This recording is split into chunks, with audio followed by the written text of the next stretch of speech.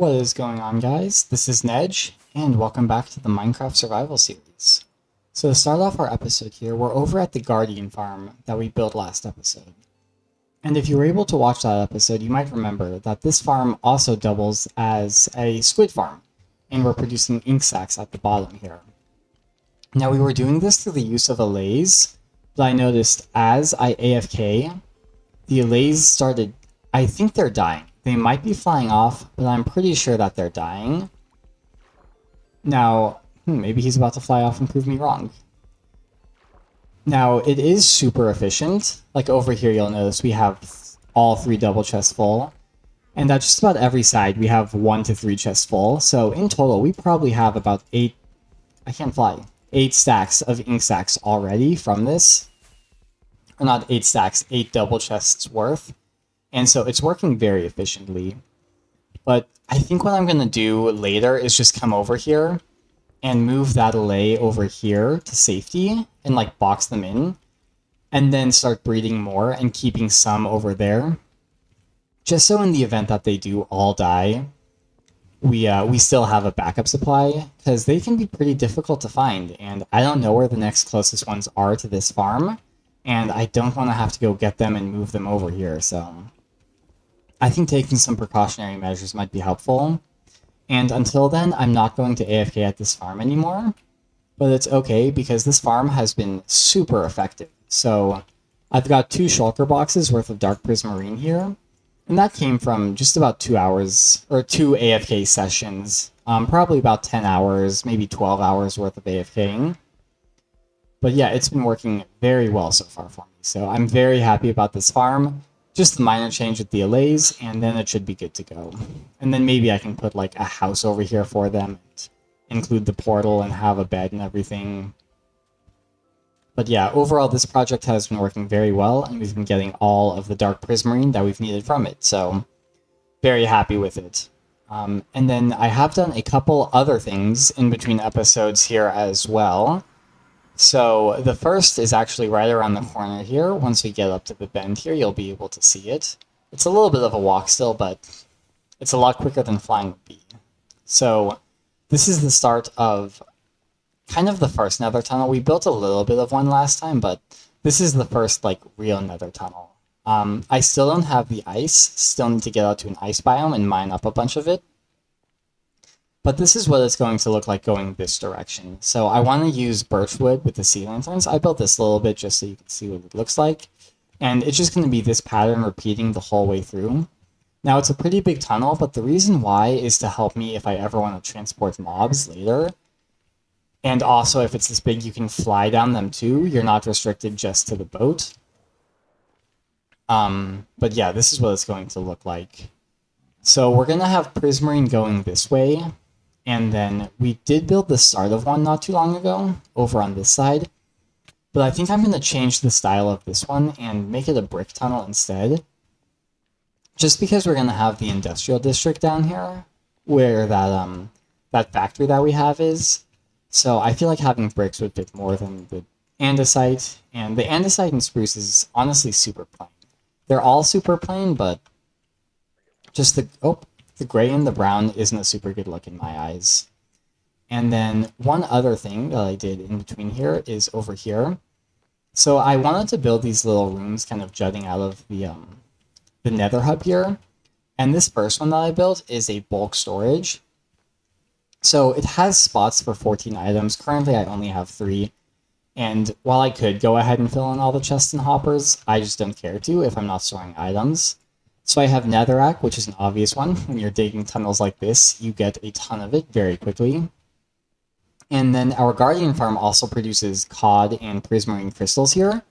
So the crystals are used for making the sea lanterns, but you generate so much more crystals than prismarine shards that you just have a ton of them.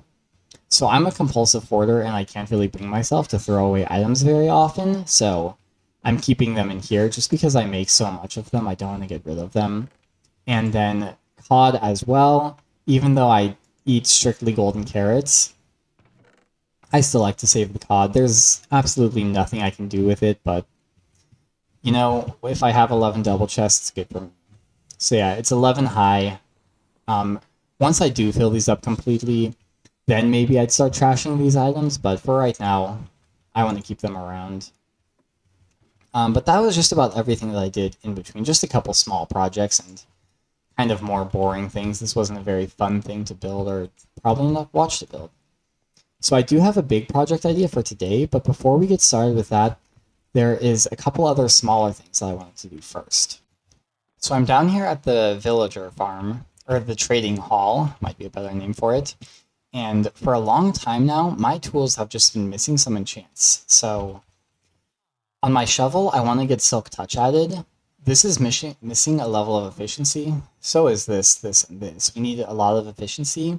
And then I want Fortune on my hoe, and probably on my axe as well. I can also add Sharpness to the axe to use it as a weapon. But yeah, I've been missing just enchants on all of my gear here.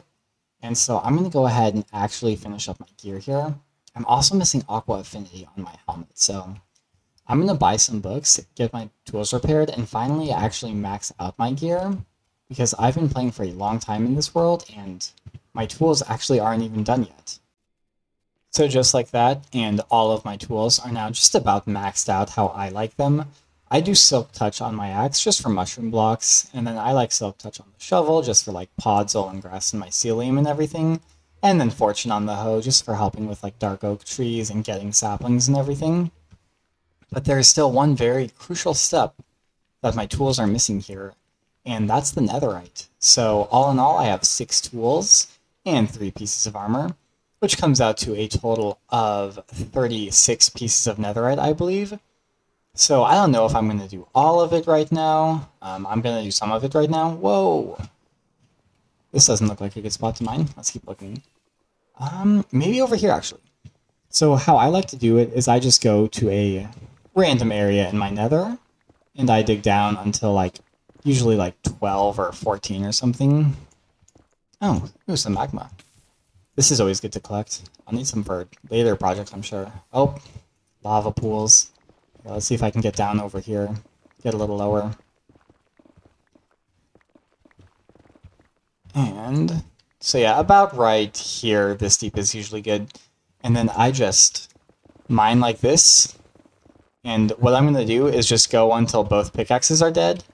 And however much I end up with is however much I end up with. Sometimes you get a lot, sometimes you get less lucky.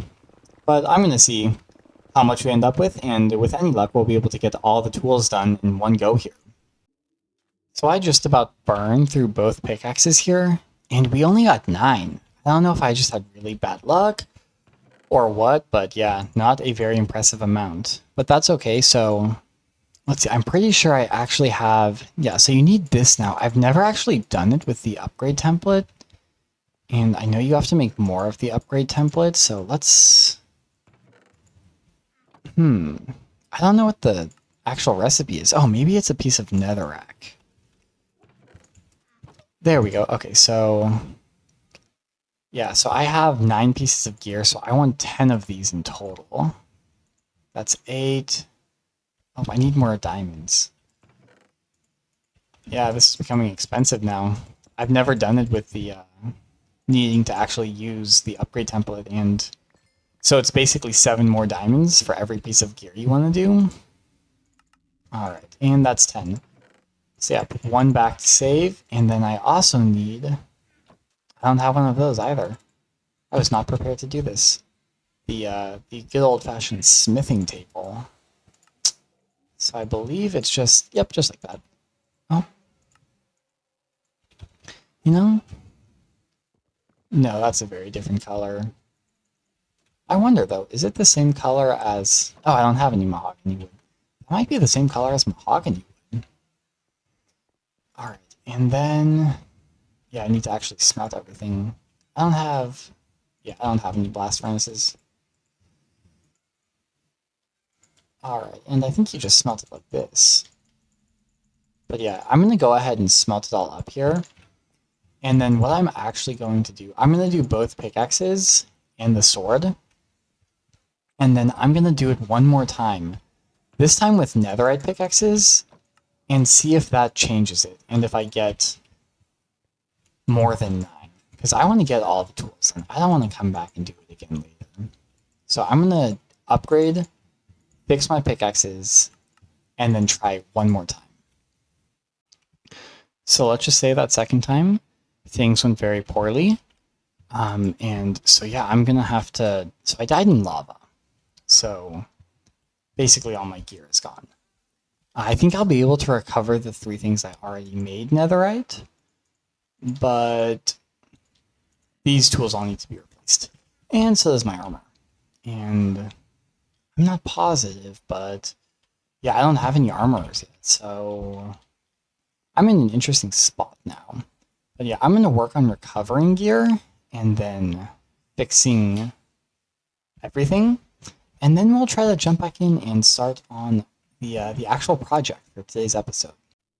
So that ended up being way longer and way more annoying than I wanted it to be, but we now have all of our armor netherite too. So I don't have enough to do the tools quite yet, and after needing to remake all of this gear, I don't really want to go mine for netherite again. So we're going to go ahead and move on to the project and actually have something happen in this episode. So we're back over at the tree farm now, and I'm getting ready to build. So this is going to take just a ton of resources, and I don't know if I have enough, but let's go over here and just talk about the build palette. So what we're going to be doing is kind of a traditional Japanese theme, so like a castle. And I've never really built in this theme before.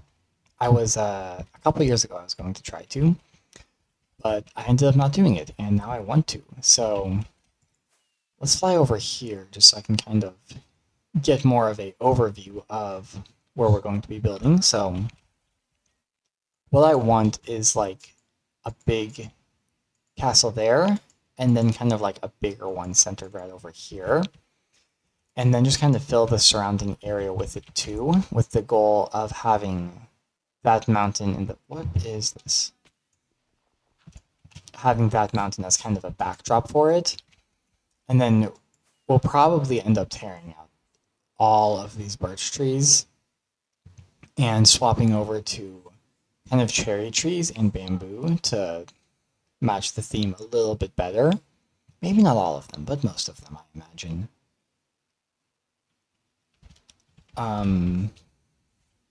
But yeah, so kind of right there, we're going to have a big castle. I need to get it centered on the thing and also figure out the exact dimensions we need. So the benefit of this tree farm is that as we go up, it can get skinnier and skinnier. But we kind of have to build top down almost because I need enough space at the top. And also I need to define the center of this. This is actually more of a rectangle than a square shape. And so that just means we need kind of a bigger square at the bottom because I want the building to be square and then get narrower as it goes up. And yeah, we're kind of elevated here because something I noticed is that a lot of like the Japanese kind of like castles are built on an elevated base. And so step 1 is just to kind of extend this base down. And I want to do that using deep slate. Now, unfortunately, I've been running through my deep slate supplies lately, and so I don't really have a lot. So I'm going to need to go mine for some, but that should be alright. And then also, I actually want to use dark oak in this build. It'll actually be planks. So let me swap that around on a palette here, just so you can get a better idea. But yeah, this is the official palette. I don't know if I'm going to end up using acacia. The red is with mahogany. The reason I want to use mahogany is because you have all of the stairs and slabs, which you don't have with like concrete or something else. And also it's a more natural color. And so the acacia might not be used, it might be used. I'm not sure, but I like the red more. It's just a lot harder to farm. And then we'll probably end up using this a lot more than the green. But I do need to set up a bamboo farm out here too, because that's another resource that we'll use a ton of. So I'm going to get to work here and hopefully try to get the base done. And maybe we can start on one of the layers as well here. But yeah, the base has got to come first. And defining the actual center, which I need to pick out here too. This is sometime later now. So that's the base. And It's just a square right now, but I'm going to go in and add some texture and some shape later. But that was just so I have something to build on. I'm more concerned with what's like the actual castle on top than just like the base beneath it. And so this is the highest priority. So right now, I figured kind of probably the best way to do it is to work on the arch of the roof first. I think that's the most defining feature and what I care about the most. So I tried to add in some walls just to get a point of reference. I'm really liking the way the mahogany logs look, so I think I'm going to use them. It'll be a pain to farm for them, but it's really not that many that I need anyways, so it should be all right. And yeah, so I'm trying to line myself up. This is just about the center right here. I'm probably one block over. But yeah, that's the current arch I have. I have to double check that I actually have that correct. It looks almost higher on this side, but that might be perspective because of the mountain. And then I'll just fly in just to give you a better, closer look. So yeah, this is from the inside, and then I have it really close here, which is what I want. I kind of like the tightness, because here I don't know if you're supposed to walk out here, but for me, you're not supposed to walk out here. And so I think I'll have the front like right here and kind of have like a bridge running up to this one, and then like a larger castle right here. This might end up being the larger castle too, though, just because it's so big. But yeah, I think next I kind of have to get the prismarine in, the dark prismarine, to get a taste of what this is actually going to look like. And also, I think I need to decide. I think I'll probably have the prismarine run in 3 layers, and then build a couple going straight up from there. But yeah, I'm going to keep working here, try to get a more organic or natural feeling shape, just because I'm not too crazy about this one yet. And then probably once I have the actual prismarine in, we'll take another look. There's a change I implemented here where I ended up making it a lot more flat throughout the whole thing, and I think that that helped a lot. I like where we are now a lot more than before. I think that previous arch was just a little bit too much to really actually work, especially building up a roof behind it. I just don't think there was something that would have worked. So as a shape now, I think we're good. The biggest decision I think I have to make is the walls back here. So this birch stripped log, it's just not working for me. I'm not liking it at all. And so I want to try something else. The question is what? So I could go white concrete, but I'm just not sure that's really going to work. Especially it's just so textureless that I don't think I could really get it to work. I'm thinking maybe the concrete powder could work, just because there's a little more texture to it. The white hardened clay I also don't like the idea of. And there's also, I guess, diorite I could try. I have some here. I don't like the polished diorite, just because it's too boxy. Like every piece of diorite you use has like a kind of a box around it. And so when you put it together, it's just kind of ugly. That's actually not that bad. I'd have to replace it up there too and do all the walls. Especially if I cut out some windows. That could work. I have to see. Do I have it over here? Let's do this together just to see. Like I said, I've never built in this style before, and so it's... let's do a few more. And so it's a lot of trial and error trying to find stuff that actually works. Alright, yeah, that's not that bad at all. So let's say we have some right here, maybe? We want it on the inside or the outside? Let's go inside for it. Alright, and then we can close that up completely. And a couple more like this. Alright. So I think we can leave the birch up there. I like that there. It's subtle. I'll point it out when we're over here. I might need like a closer. Okay, I need to try it on the outside. Actually, maybe we could do the diorite wall instead to add like more depth. The only issue once we do the walls is we can't use these trapdoors as windows anymore because they won't connect. I'm thinking walls might be the way to go. Let's see. And then I could just pull the spruce, or not the spruce, the birch in, like this, and just have walls running up to it. Maybe I could swap that to bamboo to get the texture I want instead. Let's try it with the walls and see if it still works. And then I guess we could just do normal glass windows.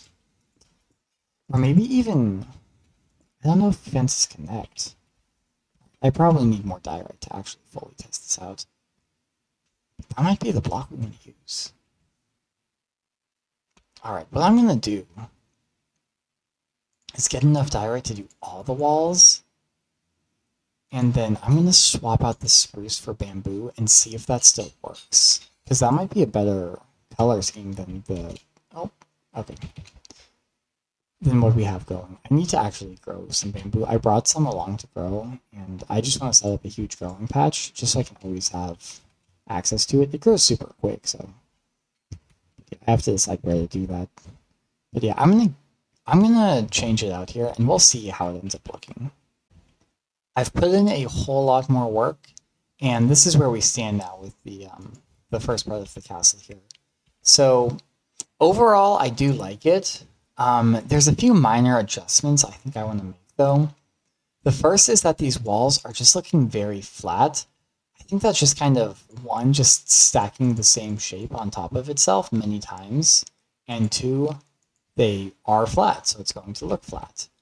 I'm trying to think of different solutions I could do to work with that.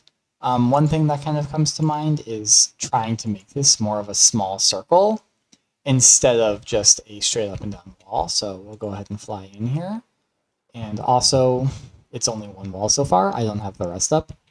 But you'll notice that this wall stays straight the whole time. I'm thinking if I move this block into there, that could definitely help with it. And give it more of a rounded feel instead of just a square box.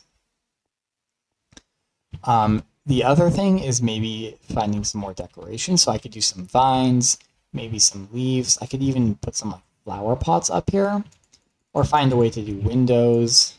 There's a lot of different things I could do, but for right now, I've been working on this for quite some time. I think the progress is good. Like I said, I've never really used like a Japanese build style before, and it's completely new to me. So it's also just learning what I'm doing as I'm going.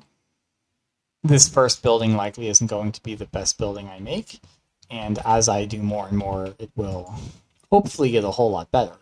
So I think this is a really good starting place. If I did this again right now, I don't know if I'd do anything differently quite yet, but I know what I want to change about this one to kind of continue to see it improve. But for right now, I'm all done with this. I'm a little bit tired of working on it just because it's been so long, and when you do get tired of working on something, I think it's best to go and find something else to work on instead, just because you're not, like for me, it's like I've ran out of inspiration on this for right now. I need some time to think about it. I'll come up with some new ideas, and then when I revisit, I'm sure I'll have something better and new to add, but right now it's just not that time, so it's best to go work on something else. And so what I want to do next is actually come up with design for the nether tunnel that's leading here. So this base over here is kind of going to be the prominent feature of that nether tunnel. And so this is kind of the theme that we want to keep in mind, is this Japanese style of architecture, and just kind of the blocks and colors that we're using out here are what we're going to want to try to use in our portal. Or not our portal, but our tunnel. So I'm going to go kind of play around with some different blocks and ideas, and we'll see what we're able to come up with. This is back over at the Nether Hub now, and I have a design here that I actually really like for this tunnel. I feel like it uses the same colors, but it looks different, which is actually something I like, that it's not like directly reminiscent of it, but kind of reminds you of it just color scheme wise. This is definitely the most expensive tunnel design, using the redstone lamps here, the dark prismarine, and the deep slate and the dark oak. All of those are expensive blocks, but I can get all of them in enough bulk easily enough that I don't think it'll be super difficult. The dark oak might actually be the biggest one, just because that's not a tree I can farm. But these I can trade for. Deep slate's pretty quick to mine for, and this is just something to farm for. And then yeah, I actually opted for black stained glass. I feel like that looks very nice here, and I have so much black dye now that it doesn't really matter.